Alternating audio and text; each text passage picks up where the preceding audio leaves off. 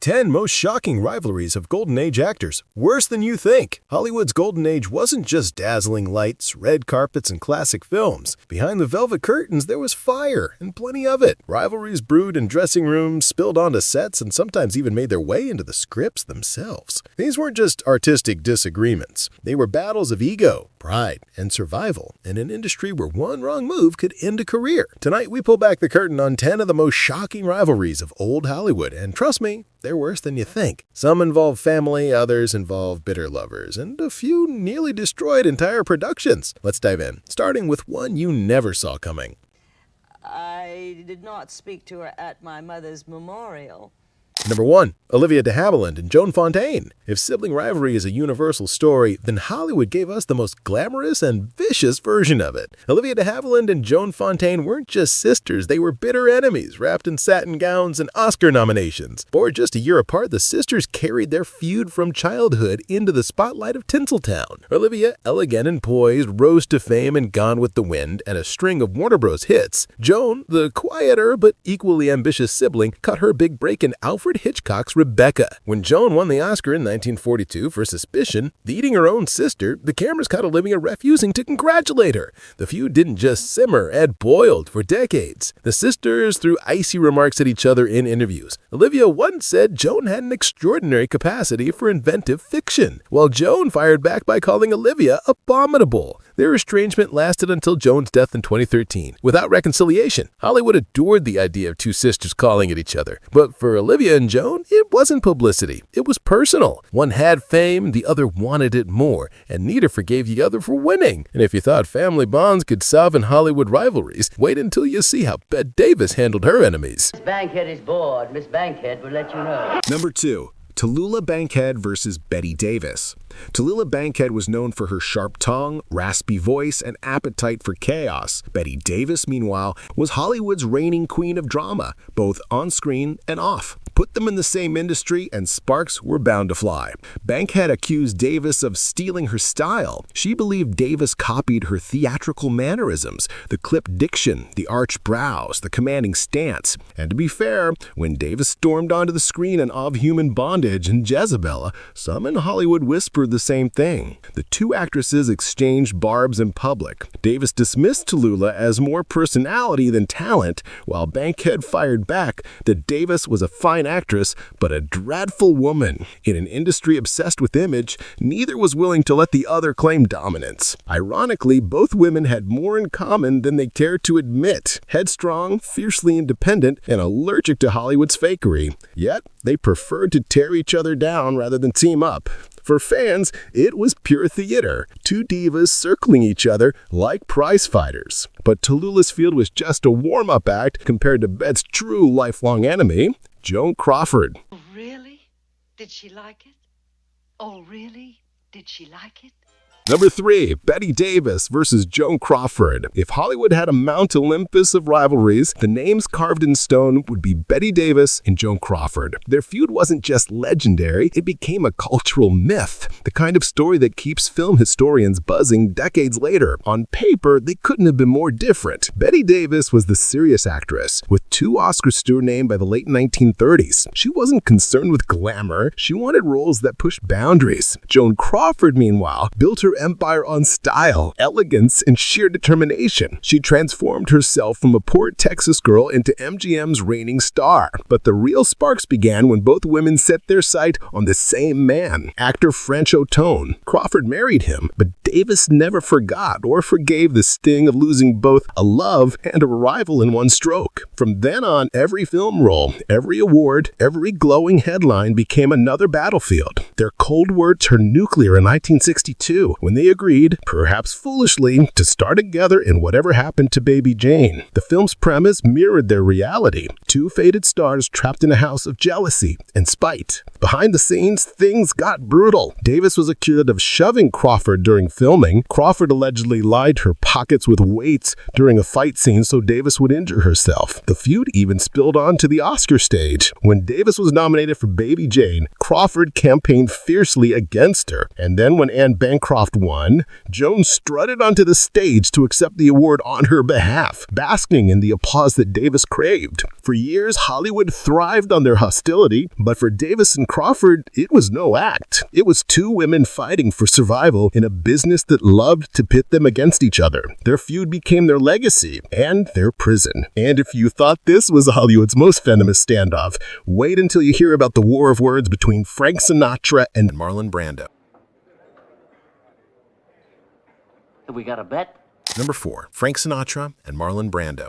If Betty Davis and Joan Crawford gave us the ultimate diva war, Frank Sinatra and Marlon Brando gave us the clash of two very different kinds of masculinity. Sinatra was the polished crooner, a man who could melt a room with a single note. Brando was the rebel, the poster boy of method acting, mumbling his way into stardom with raw intensity. The two collided on the set of Guys and Dolls in 1955. Sinatra wanted the role of Sky Masterson, the smooth-talking gambler, but lost it to Brando, who was fresh off On the Waterfront. Sinatra fumed. He dismissed Brando as mumbles, mocking his naturalistic delivery. Brando, in turn, needled Sinatra by calling him Frankie the Swooner, poking at his heartthrob image. The tension made its way onto the screen. In one famous scene, Brando deliberately kept messing up his lines so Sinatra would have to eat multiple slices of cheesecake in take after take. Sinatra finally exploded. "These fucking New York actors, how much cheesecake do you think I can eat?" It was pure torment, and Brando loved it. Off-screen, the two represented opposite Hollywood cultures. Sinatra embodied old-school showbiz polish, while Brando embodied a new wave of realism. Neither man was willing to yield ground, and their icy standoff lasted for decades. For audiences, the feud gave Guys and Dolls an electric undercurrent. You weren't just watching two characters battle on screen, you were watching two egos at war in real time. And the Sinatra stewed and Brando smarked. Hollywood prepared for yet another catfight, this time with two glamorous queens of MGM fighting for the same crown. All means it should be the right time. Number 5, Greer Garson and Joan Crawford. If MGM was a kingdom, then Joan Crawford was determined to wear the crown. But in the 1940s, another queen rose from the studio's glittering ranks, Greer Garson. With her graceful British demeanor and an Oscar-winning turn in Mrs. Miniver, Garson became the darling of Louis B. Mayer, which immediately put her on Crawford's hit list. Crawford prided herself on climbing from the chorus line to A-list royalty through ambition and grit. She wasn't about to let a lady from England, as she sneered in private, steal her thunder. The studio fanned the flames by promoting Garson as a wholesome counterpoint to Crawford's sultry image. Audiences loved Garson's refined warmth, which made Joan furious. Their rivalry wasn't always public, but insiders knew the cold stares exchanged on MTM lots. Garson once quipped, "Joan works very hard at being Joan Crawford," a cutting remark that implied Crawford's image was more costume than reality. Crawford, in turn, lobbied fiercely for roles Garson was offered, sometimes winning, sometimes losing, but always plotting. For the studio, the feud was useful. For the women, it was a fight for relevance in a system that discarded actresses once their names stopped drawing box office gold. But Crawford's battle with Garson was just one front in a larger war. Hollywood's leading men were also sharpening their claws, especially two tough guys who couldn't stand sharing the same screen. Spain Bowl, the winner. Hi, Cliff. Hello, Chuck. Do you have it? No. Number 6, Humphrey Bogart and George Raft. When you think of Humphrey Bogart, you think of the ultimate tough guy, a man whose voice could cut glass and whose stare could freeze an enemy in place. But before Bogey became a legend, Warner Bros. Had another king, George Raft. And Raft wasn't about to hand over his crown. In the 1930s, Raft was the studio's go-to for sharp suits, quick fists, and streetwise charm. But he had a problem. He kept turning down roles. He passed on High Sierra and the Maltese Falcon. Both went to Bogart. Both made him a star. By the time Raft realized his mistake, Bogart had stolen his thunder, and Hollywood had a new leading man. The rivalry turned bitter. Raft mocked Bogart as a little guy with no looks, while Bogart dismissed Raft as all attitude, no substance. They clashed at parties, on sets, and even in their choice of roles. But in the end, history picked its winner. Bogart cemented his place with Casablanca, while Raft became a cautionary tale-loving actor who turned down greatness. For audiences, it was proof that Hollywood's toughest men were often fighting battles that had nothing to do with fists and everything to do with ego. And if the men were clawing for dominance, the women weren't far behind, whose rivalries blurred the line between glamour and disdain. Did you know her? No. First No, I did not. You did meet her? No.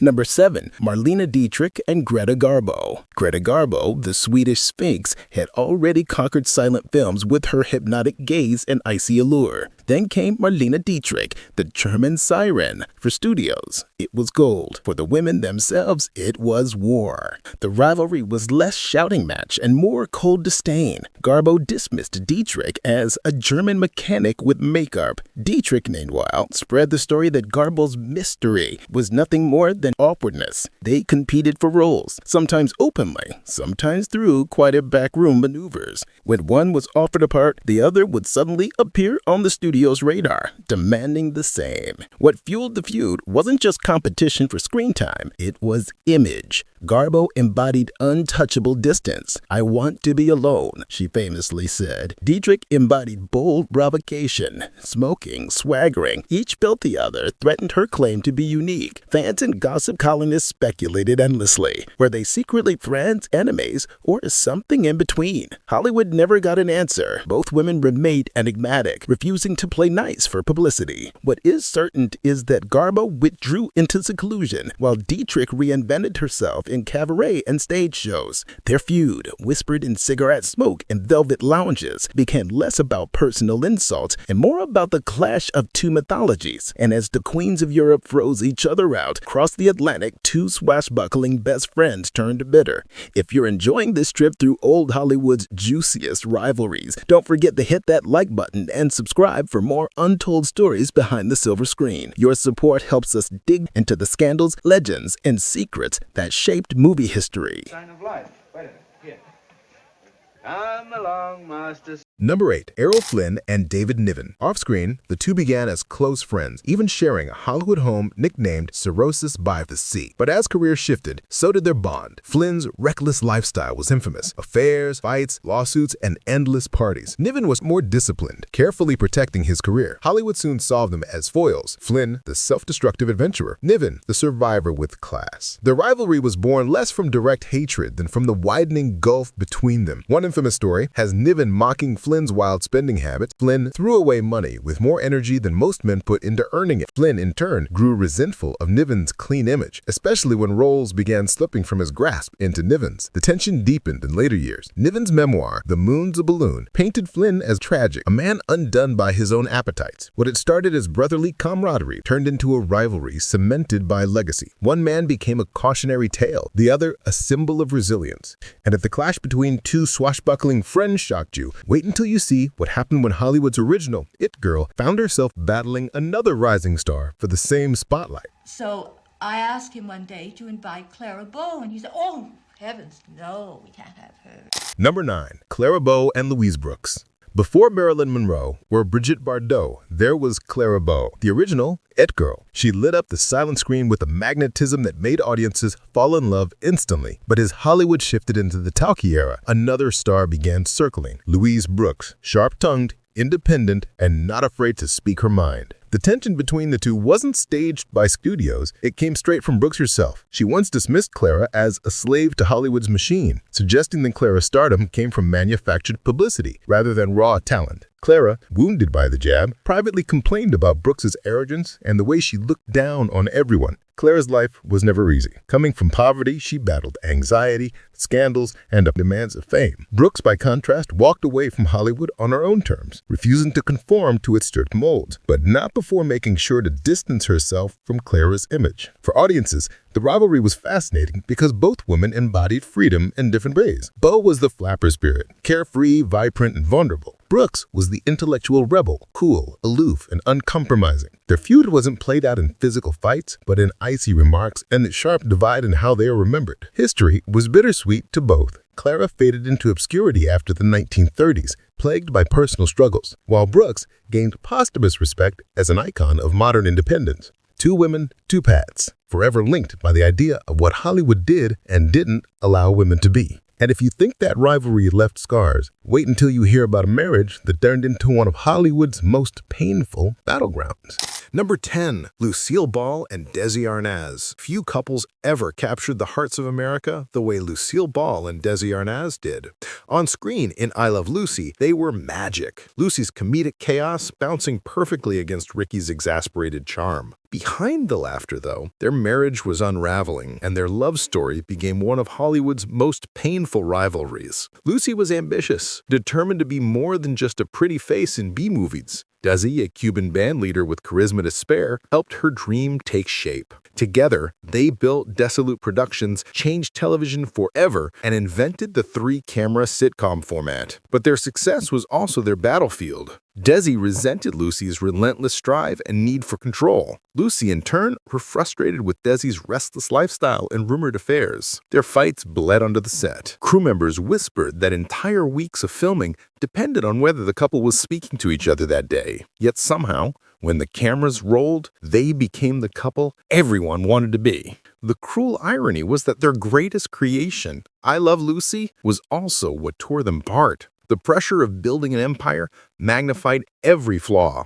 By 1960, the cracks were impossible to ignore. Lucy filed for divorce, citing extreme cruelty, and television's golden couple shattered. The most heartbreaking feud of all wasn't between enemies, it was between two people who once adored each other. Out of all these legendary rivalries, which one shocked you the most? Was it the icy stares between Garbo and Dietrich, the cat-and-mouse war of Davis and Crawford, or the heartbreak of Lucy and Desi? Drop your thoughts in the comments, I'd love to know. Old Hollywood wasn't just about glamour. It was about survival, ecos, and sometimes open warfare. These rivalries weren't staged. They were lived, fought, and remembered long after the camera stopped rolling. From sisters who never reconciled, to friends turned foes, to lovers whose passion curdled into pain. These stories remind us that fame comes with a price. And the truth, it was often worse than the headlines ever admitted. Thank you for joining us on this journey through the rivalries of the Golden Age. Until next time, keep the popcorn ready. More Hollywood secrets are on the way.